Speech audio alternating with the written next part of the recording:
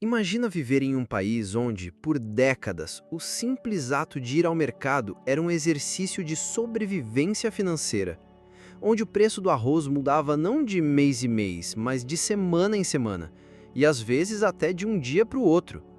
Esse país existe e se chama Brasil. Ao longo de sua história, nós carregamos uma marca profunda, a da inflação descontrolada. Uma sombra que afetou gerações, que moldou a forma como pensamos sobre dinheiro e que ainda hoje ronda a vida de milhões de brasileiros. Mas por que o Brasil sempre foi um país marcado pela inflação? O que ela causa de tão devastador na economia e na vida das pessoas? E, principalmente, existe saída? Nesse vídeo, vamos mergulhar em uma narrativa que percorre mais de 500 anos de história, analisando como a inflação foi moldando nosso destino, do período colonial até os dias atuais, e o que precisamos fazer para finalmente romper com esse ciclo. Antes mesmo da independência, o Brasil já dava sinais de como a inflação faria parte de nossa trajetória. Durante o ciclo do ouro no século XVIII, a coroa portuguesa cobrava pesados impostos como o famigerado quinto e praticava políticas de controle que geravam escassez. Resultado? Os preços subiam artificialmente. Era um ambiente onde o poder de compra do povo já sofria, mesmo sem termos ainda um sistema monetário consolidado.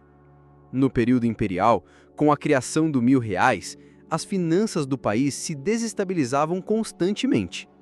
Guerras como a do Paraguai custaram caro e exigiram emissões de moedas sem lastro suficiente. Isso já dava início ao que se tornaria um problema crônico: governos gastando mais do que arrecadam e a conta chegando em forma de inflação. Na República Velha, o Brasil adotava políticas que beneficiavam setores específicos, como o café, mas que desequilibravam o conjunto da economia. Já com Getúlio Vargas, no século XX, vieram mudanças estruturais, industrialização e grandes investimentos. Porém, sem uma base sólida de equilíbrio fiscal, cada passo para o desenvolvimento era acompanhado de inflação crescente. Nos anos 1950, com Juscelino Kubitschek e o lema 50 em 5, o país mergulhou em um ciclo de gastos públicos gigantescos para financiar obras e a construção de Brasília. O crescimento foi inegável, mas a conta também veio. A inflação disparou.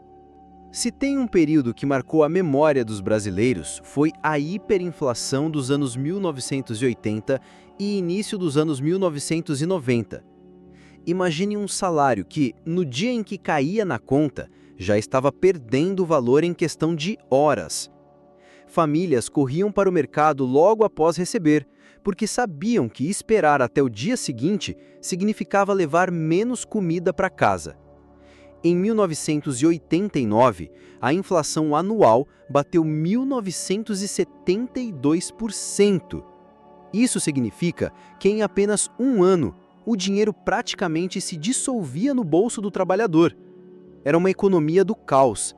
Empresas não conseguiam planejar, investimentos não aconteciam e a pobreza se multiplicava.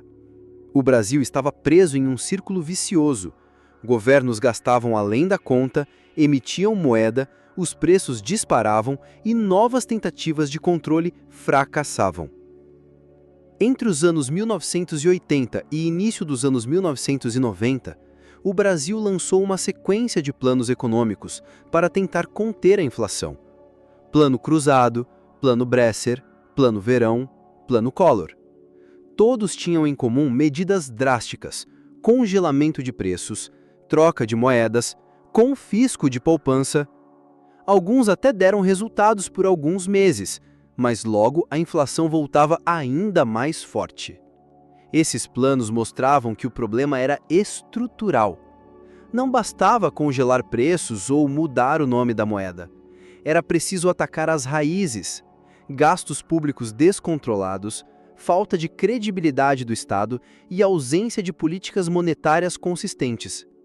Em 1994, surge o Plano Real, liderado pelo então ministro da Fazenda, Fernando Henrique Cardoso. Diferente dos anteriores, ele não apostava em mágica. foi um plano construído em etapas, que começou com a criação de uma moeda de transição, a URV, Unidade Real de Valor, que convivia com o Cruzeiro Real e ajudava a estabilizar expectativas. Em julho de 1994, nasce o Real, a moeda que usamos até hoje. Pela primeira vez em décadas, os brasileiros viram preços estáveis. O Plano Real não apenas controlou a inflação, ele mudou a cultura econômica do país. Mas atenção, estabilizar não significa eliminar o problema. O Brasil ainda convive com riscos inflacionários. O real trouxe alívio, mas não blindou o país de crises futuras. Mesmo depois do sucesso do Plano Real, a inflação continua sendo um saci-pererê.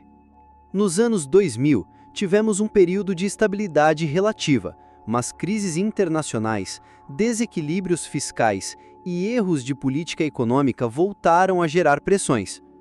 Durante a década de 2010, por exemplo, o Brasil enfrentou inflação acima do centro da meta várias vezes, corroendo salários e ampliando a desigualdade. Em 2015, a inflação voltou a ultrapassar os 10 dígitos. Isso significa que pessoas teriam que gastar demais para ter o mínimo para viver. Mais recentemente, a pandemia da Covid-19 e a guerra na Ucrânia expuseram novamente nossa vulnerabilidade. Os preços dispararam, especialmente de alimentos e combustíveis. Isso mostrou que, apesar de termos mais mecanismos de controle, o Brasil ainda é muito sensível a choques externos e internos. A inflação é um dos impostos mais cruéis, porque não precisa de lei para ser cobrado. Ela atinge principalmente os mais pobres, que gastam a maior parte da renda em alimentação, transporte e moradia. Quando os preços sobem, é a mesa do trabalhador que fica vazia. É o remédio que deixa de ser comprado. É a qualidade de vida que desaparece. Além disso, a inflação mina a confiança no país. Investidores fogem, o crédito encarece e o crescimento trava. Um Brasil inflacionário é um Brasil que perde competitividade, que não consegue planejar o futuro. Como resolver de vez?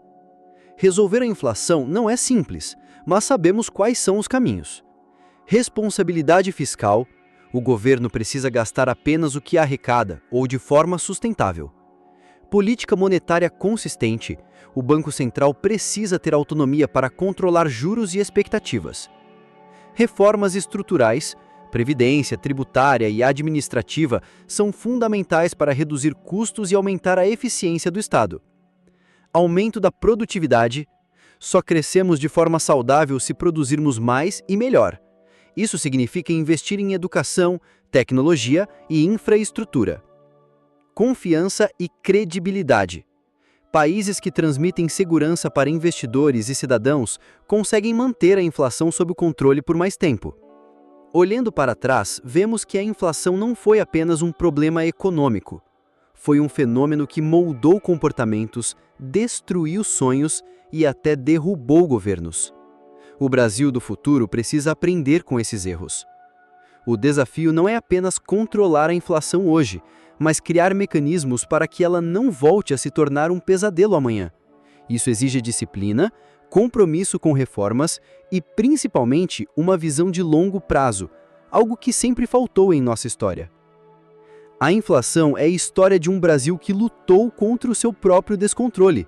Do ciclo do ouro à hiperinflação, dos planos frustrados ao Plano Real, chegamos até aqui pagando um preço altíssimo. Mas a pergunta que fica é: vamos repetir os mesmos erros ou finalmente aprender com o passado? O Brasil tem potencial para ser um dos grandes protagonistas do século XXI, mas para isso precisamos deixar de lado o fantasma que sempre nos perseguiu. A inflação pode ter moldado nossa história, mas não precisa determinar o nosso futuro.